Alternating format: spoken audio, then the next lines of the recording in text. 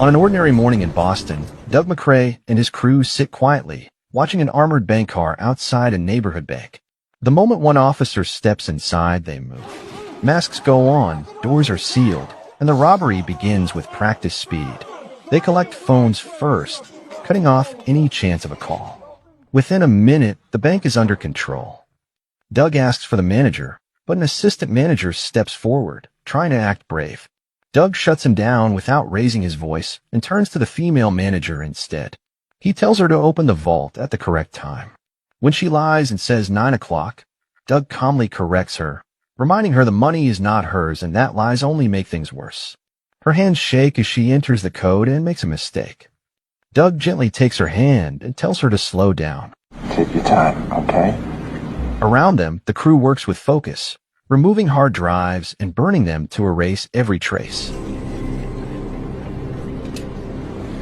When the vault finally opens, they move fast, clearing it out. Outside, a student knocks on the locked door. The sound pulls everyone's attention for a brief second. In that moment, the manager presses the silent alarm with her heel. Doug notices but does not react. He looks away and tells the crew to finish cleanly. He wants no one hurt. As they prepare to leave, one crew member realizes the alarm was triggered and lashes out, striking the assistant manager with his rifle. During the chaos, the manager notices a tattoo on the back of his neck. To secure their escape, the crew takes her with them. The job does not go perfectly, but they escape with full bags of cash. On a quiet beach, they release the manager unharmed, ordering her to keep walking until she reaches the water. Police flood the bank within minutes, led by FBI agent Adam Frawley, a man who has spent his career chasing armed robbers. Inside, he finds nothing left behind. The getaway van has already been burned in Charlestown, wiped clean of any trace. Adam understands what he is dealing with. These are not careless thieves. They are fast, disciplined, and organized. He speaks with the bank manager, Claire Kesey, who is shaken but unharmed. Adam keeps his voice calm, telling her he already knows where the crew comes from. In Boston, most major robberies point back to the same neighborhood, Charlestown. You must be kidding me. You got nothing to worry about. We're gonna find these guys. Later, at an ice rink, Doug waits with his crew until Jim arrives. Where's Jim? Are we taking hostages now? No, we're not taking hostages now. Speak of the fucking devil. Jim brings unsettling news. He holds up Claire's license. She is not an outsider. She is from Charlestown, too. The mood shifts instantly. Jim says he will take care of it himself. Doug stops him. He knows Jim's solution always ends the same way. Instead, Doug takes the license and decides to watch her first, choosing patience over violence. That night, Doug and Jim meet Fergie, the local crime boss who runs his operation from behind a florist's shop. They hand over his share for the tip that made the robbery possible. In Charlestown, business never stops and loyalty is always expected. Later, the crew celebrates at a bar, and they toast Doug's father, a man who chose 20 years in prison rather than betray his crew. Doug only nods and orders juice. He never drinks. As he sits apart from the noise, Krista approaches him. She is Jim's sister and Doug's former lover, now a single mother still tied to the past. She talks about old times, hoping something remains between them. Jim pushes Doug to stay and drink with her, but Doug refuses and walks away. Krista follows him home anyway. I know you can hear me. Oh, come on in. Doug does not stop her. He lets it happen, knowing it changes nothing, even as it quietly pulls him deeper into the life he is trying to escape. The next morning, Doug begins quietly watching Claire. He follows her through the city and keeps his distance. Inside a laundromat, he sees her staring at the blood-stained shirt from the robbery. She breaks down without a sound. Doug steps in naturally, offering light jokes and calm words. I like to have a good cry at the nail salon. Just open right up to the ladies. They're very understanding. But, you like the laundromat, so that's fine. From that moment, Claire begins to trust him, unaware of who he really is. At the same time, the FBI raids a dealer's apartment, chasing any trace of the robbery. They uncover a key detail. One of the robbers was a technician who redirected the silent alarm, looping it back into the bank instead of sending it to police. Doug and Claire grow closer. At dinner, she does not recognize his voice from the robbery. When she asks what he does for work, Doug smoothly says he works at a sand and gravel company. Claire opens up about her life. She grew up poor. In her town, owning a boat meant you were rich. Doug lies again without hesitation. He says his friends have a boat and takes her out on one he picks at random. He breaks open a freezer, grabs a beer, and keeps everything easy. Nice, right? Told you. Hey, what do you know about bank robbers? The calm breaks when Claire suddenly asks if Doug knows the robbers. He is from Charlestown, after all. Doug steadies himself and explains that kids there grow up admiring criminals because they look powerful and rich. He says he never wanted that life. He only wanted to play hockey. Claire accepts the answer. The next morning, Jim asks if Doug wants the bank manager silenced. Doug snaps at him, shocked by how easily the words come out. He insists the situation is already handled. You didn't get the f***ing electric chair brought back over to Charlestown. 2 cents, kid. Meanwhile, the FBI traces the technician to a company called Vericom. Adam Frawley orders his team to investigate every employee. He also questions Claire directly, asking why she never mentioned living in Charlestown. Claire pushes back calmly, reminding him the information is already in her file. She asks if she is a suspect now. Adam says he would not invite her to lunch if she were. They remain polite, but the tension hangs between them. Later that night, Claire finally opens up. She admits she is a bank manager, and her bank was robbed by Charlestown criminals just days ago. As she talks about the fear she still carries, Doug lets out a quiet apology without thinking. She does not notice and tells him it was not his fault. Claire says the FBI is searching all of Charlestown now. What troubles her most is the assistant manager, who was badly hurt during the robbery. Doug suggests they visit him at the hospital. The assistant manager has just finished eye surgery, with only a 50% chance of saving his sight. You know, I'm gonna give you guys some privacy. I'll be right outside. Doug waits outside the room. An officer nearby talks about how robbers hurt people instead of just taking money. Later, Claire admits something else. She tells Doug she lied to the FBI about the tattoo she saw on one of the robbers. She was too afraid to testify. Doug explains that telling the FBI could place her under protection. Then he adds something quieter. He says the tattoo can remain her last card, because even the FBI cannot protect everyone. Claire listens closely, moved by his words. Go ahead, expert. Watch a lot of TV. Miami CSI and New York CSI. All of them I watch. Doug drives her home in his Avalanche. Claire notices it again and finally asks why a man with his job owns such a truck. Doug shrugs and says it belongs to his boss. Moments later, he realizes her car is gone. Claire explains it was damaged by local street guys. Doug asks for details, keeping his voice steady. You remember what they look like? That night, Doug calls Jim and asks him to come along. Jim follows without questions. They buy information from a dealer and track down the men responsible. You know them Dominican kids that are always out there starting trouble on Memphis Street? You know what unit they're in? Inside a cramped apartment, Doug unleashes his anger, beating one man again and again. Jim watches in silence, surprised by what he sees. Doug warns the man to leave Charlestown within a week. Jim pushes for answers. When none come, he shoots the man in the leg anyway. No? See my face? I'll tell the cops, all right? But just remember, I seen yours too. The next day, Doug meets Claire at a quiet community garden. When Claire asks about his past, Doug finally opens up. He talks about his mother leaving when he was young and his father drinking through the years. He admits he still hopes to find his mother someday. And now you know a little bit about my family, but I'm still not showing you my apartment. At the FBI office, Adam finally identifies one robber connected to Vericom. From there, the picture comes together. The crew is small and dangerous. Doug is the planner who keeps everything tight. Jim is the violent one. Des handles the technical work. Albert steals cars in minutes. Now the FBI is watching all of them, and the net begins to close. All right, let's get to work. Doug and Claire quietly become a couple. One afternoon, Claire explains why she hates sunny days. Her brother died from cancer on a bright day, just like this. Doug listens and tells her brother would feel peace knowing she still remembers him. The words reach her. She smiles softly and heads to the restroom. While she is gone, Jim suddenly arrives, recognizing Doug's truck. He does not know Doug is seeing Claire. When she returns, Doug has no choice but to introduce them. Jim stays calm and casually asks where she works, even though he already knows. You're a bank manager. Sounds fun. What bank?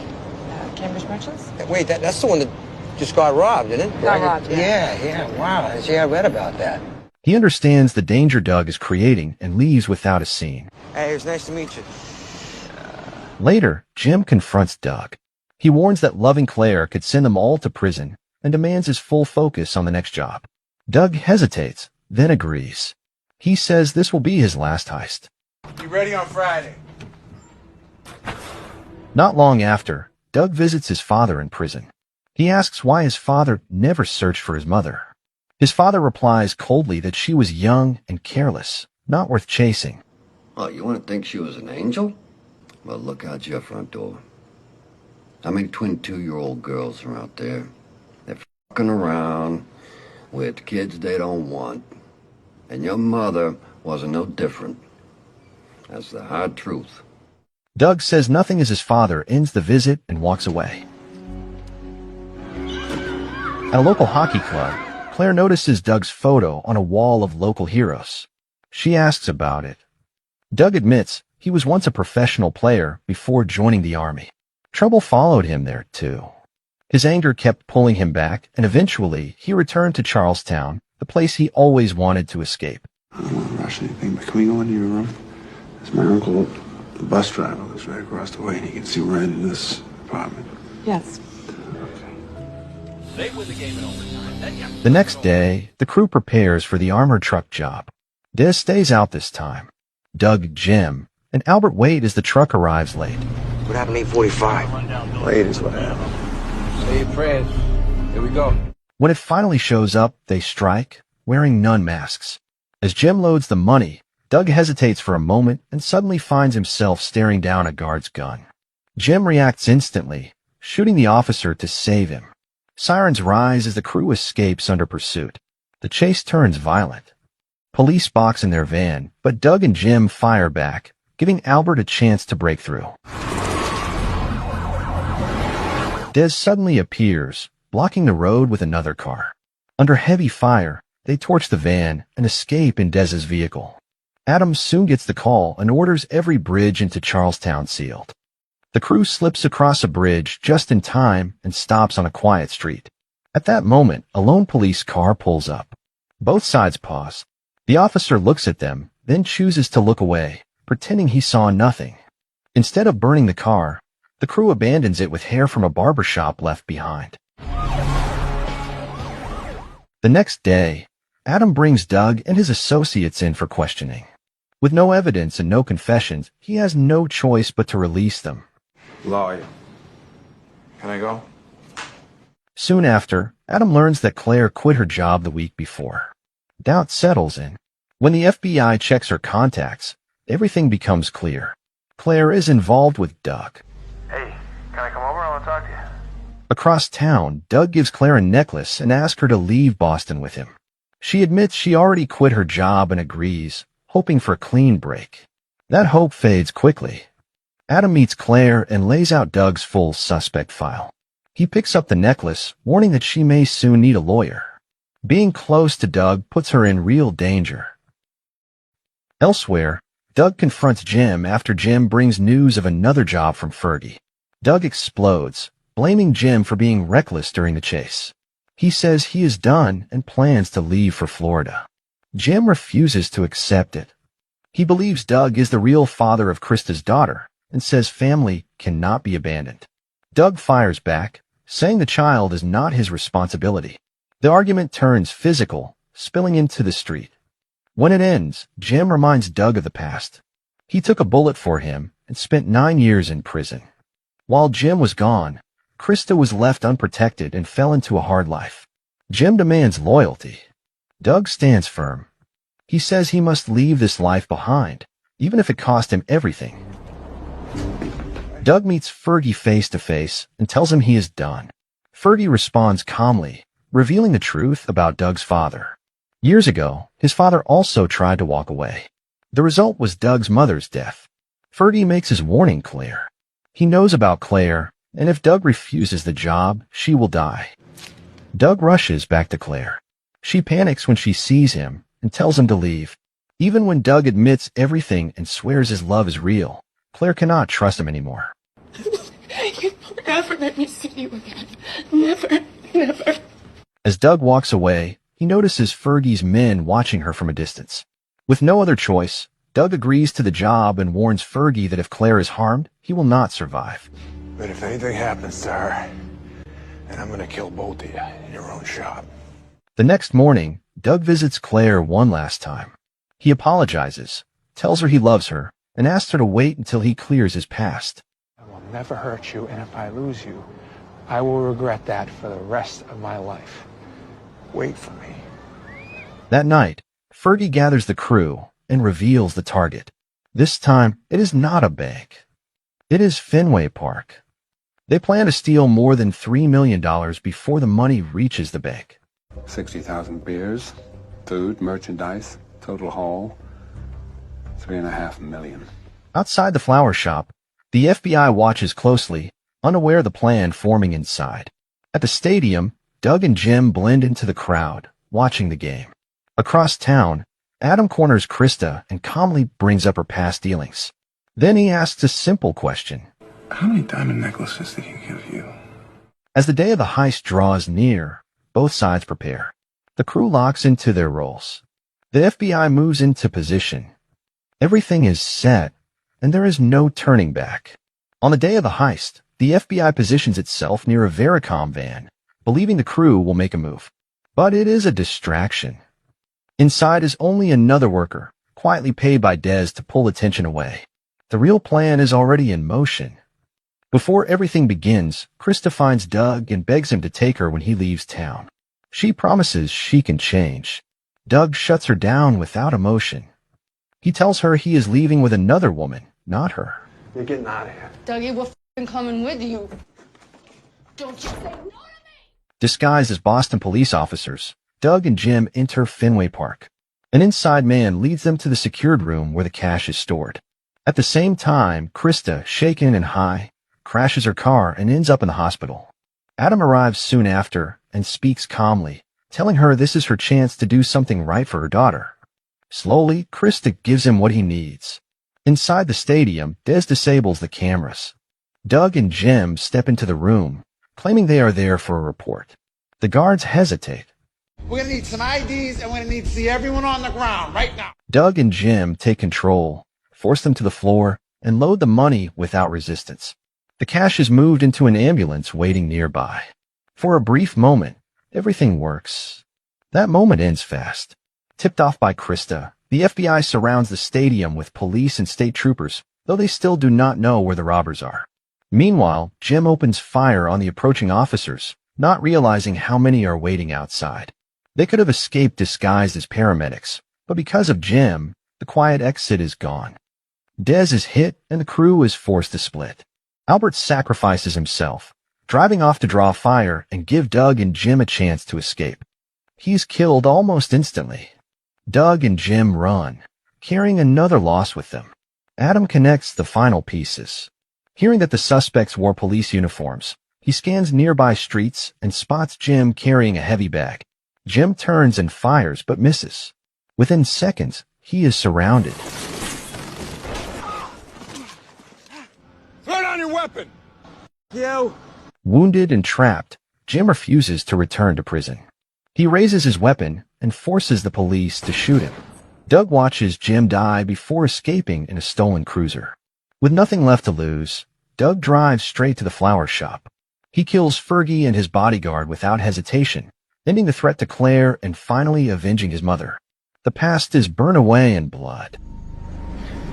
Rubber moon clipped you, and that's fire. Adam waits inside Claire's home, certain Doug will come for her. Instead, Doug calls to say goodbye. Claire begs him to come to her one last time. Doug watches her from his uncle's house and notices the FBI inside. Still, he apologizes for the pain he caused and tells her he will come in an hour. Before hanging up, Claire urges him to hurry and mentions the sunny day. Doug understands. A small smile crosses his face as he plays along, letting her mislead the agents one last time. Doug leaves a bundle of cash for his uncle, then changes into his uncle's MBTA uniform. Blending into the city, he moves through alleys where police search nearby. Calm and unhurried, he reaches the quiet community garden Claire often visits and buries a bag of money beneath the soil. Back at Claire's home, Adam finally understands the meaning behind her words. Still, he has no proof to hold her. With nothing left to chase, he orders his team to pull back. Elsewhere, Doug crosses paths with 3 street men waiting for him, tipped off by Fergie. One of them is the same man Doug once attacked while protecting Claire. Doug offers money, hoping to walk away, but the man opens fire, leaving Doug bleeding on the street as the city moves on around him. Later, Claire watches the news and sees the report of Doug's death. She sits in silence as the weight of knowing he will never come back settles in. At Krista's home, she finds a bag of money Doug left behind. The next day, Claire works quietly in the garden. Her shovel strikes something buried beneath the soil. Inside the bag, she finds the money and a note from Doug, trusting her to use it for something better and holding on to the hope that their paths may cross again someday. Claire donates the money in the name of Doug's mother, helping restore the ice hockey rink where Doug once dreamed of a different life. The place stands renewed, carrying the memory of who he was and who he wanted to be. But I know I'll see you again. This side or the other. Thanks for watching. Share your thoughts about this movie, and I'll see you in the next story.